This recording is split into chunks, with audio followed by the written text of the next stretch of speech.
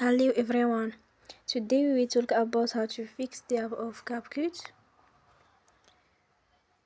We will go to settings, then we click on apps. After that you will search the app Capcut and you will click. Then you will on for stop.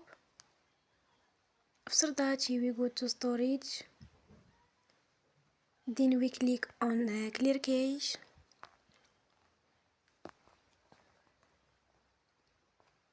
You will go to Play Store and you will update your app.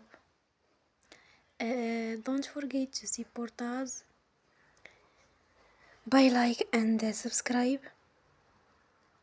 See you next time and thank you for watching.